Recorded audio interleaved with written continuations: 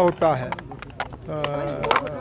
हमारे जो routine government के काम होते हैं उस हवाले से बात हुई, लेकिन जो मुझे लगता है सबसे मेन जो आज हमारा फैसला कैबिनेट में था वो एक सब कमेटी को कायम करने का जो फैसला था रिजर्वेशन के मामले को देखने के लिए।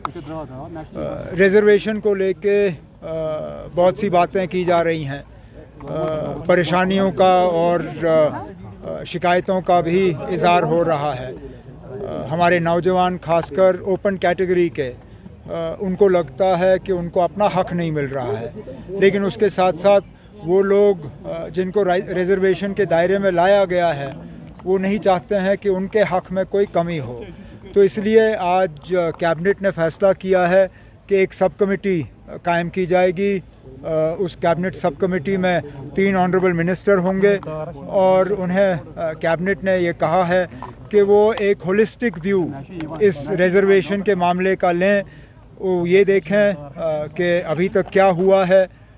हाल ही में जो सुप्रीम कोर्ट के इसमें आदेश हैं उनको लेके हमने उनको जो है उससे आगे गए हैं या हम वहीं तक हैं, और आगे क्या फ़ैसले लिए जाने चाहिए ताकि किसी का हक जो है वो छीना ना जाए, लेकिन इंसाफ सबसे हो।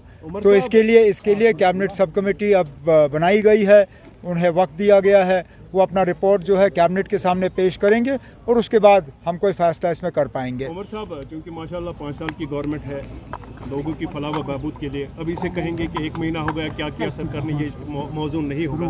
लेकिन एक बात ज़रूर पूछना चाहेंगे, क्योंकि जो रेजोल्यूशन नेशनल कॉन्फ्रेंस का मंशूर में था, इसी पर बुनियाद है, उसका किस तरह का रेस्पॉन्ड है गवर्नमेंट ऑफ इंडिया की तरफ से? दूसरा, जो हमारे प्रिजनर्स हैं उन पर छोड़ने की कोई बात उनसे प्रिजनर्स को छोड़ने के लिए तो हमें रियासत चाहिए, क्योंकि फ़िलहाल security, policing, law and order ये मरकज़ी हुकूमत के दायरे इख्तियार में है, ये एलजी साहब संभालते हैं। लेकिन उसके बावजूद जहाँ कहीं हमने पुलिस की इंतज़ामिया से बात की है, उनसे हमने कहा हुआ है कि इसको दोबारा से देखना होगा, ख़ासकर जो क्या कहते हैं इन चीज़ को, वेरिफिकेशन के मामले में जिस तरह लोगों को तंग किया गया था, जैसे मैंने असेंबली की तकरीर में कहा था, जिस तरह वेरिफिकेशंस को एक तरफ से वेपनाइज किया गया था, उस पर काफ़ी हद तक एक रोक लगाई गई है।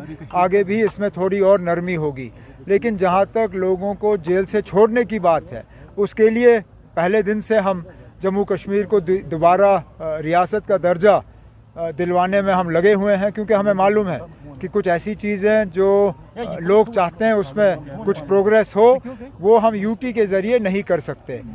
और इसके साथ साथ आपने पहले रेजोल्यूशन अब सबसे बड़ी बात यह है कि रेजोल्यूशन कहीं रिजेक्ट नहीं हुआ ना, रेजोल्यूशन पास हुआ, रेजोल्यूशन को किसी ने रिजेक्ट नहीं किया, यही बड़ी बात है। एक दरवाज़ा खुला है, आगे जाके देख लेंगे उसका क्या करना है। साहब ने क्यों कहा था जो बात पार्लियामेंट में हुई उसको दोहराना क्यों? देखिए, आप कांग्रेस हमारी हुकूमत में शामिल नहीं है, कांग्रेस ने बाहर से हमारी मदद की है, लेकिन वो हुकूमत में शामिल नहीं है।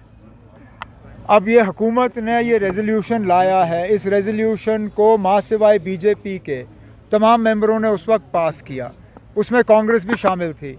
अब जाहिर सी बात है कि महाराष्ट्र और झारखंड में जिस तरह बीजेपी ने कांग्रेस को निशाना बनाया, ये पहले तो उन लोगों को जवाब है जिन्होंने ये कहा कि इस रेजोल्यूशन में कुछ है नहीं। अगर इस रेजोल्यूशन में कुछ नहीं होता तो वज़ीर आज़म साहब और होम मिनिस्टर साहब इस रेजोल्यूशन का बार बार जिक्र क्यों करते? जाहिर सी बात है कि इसमें कुछ है। अब कांग्रेस की मजबूरी बनी कि वो थोड़ा सा इसको डाइल्यूट करने की कोशिश करें, लेकिन उनके कहने से कुछ डाइल्यूट नहीं होता।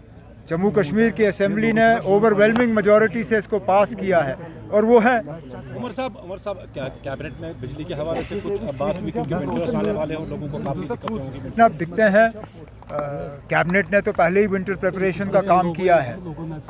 बिजली की कटौती कम हो उसके लिए मैं खुद दिल्ली में पावर मिनिस्टर से मिला, उन्होंने कुछ एडिशनल कोटा जम्मू कश्मीर के लिए सैंक्शन किया है, लेकिन हमें इस चीज़ के लिए तैयार रहना होगा कि सर्दियों में कटौती होगी, सर्दियों में कट्स होंगे।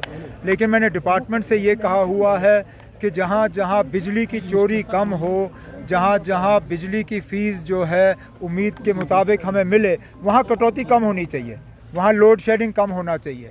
और उम्मीद की जाती है कि इस साल सर्दियों में लोगों को थोड़ा सा इसमें इम्प्रूवमेंट नज़र आएगा। किश्तवाड़ में लोकल्स को टॉर्चर किया गया, जो बड़ी बदकिस्मती की बात है और अफसोस की बात यह है कि हमारे लोगों ने कुछ भी नहीं सीखा। ये पहला हादसा नहीं है ऐसा जबकि लोकल्स को किसी पुलिस कैंप में बुला के उनके साथ मारपीट नहीं हुई। ये तो अल्लाह का शुक्र है कि ये सारे जो हैं ये मतलब अपनी कीमती जानें नहीं गंवाई, नहीं तो इससे पहले हमने वो हादसे भी देखे जहां लोगों को पुलिस के कैंप में बुला के टॉर्चर करके वो अपनी कीमती जानें गंवाई। मैं उम्मीद करूंगा आर्मी के तरफ से कि इसमें कोई नरमी ना दिखाई जाए, इसको एक ट्रांसपेरेंट तरीके से इसकी इन्वेस्टिगेशन होनी चाहिए और जो लोग इसके लिए ज़िम्मेदार हैं अगर उनके खिलाफ सबूत उनको मिला तो उनको फौरी तौर कोर्ट मार्शल करके उनको सज़ा मिलनी चाहिए।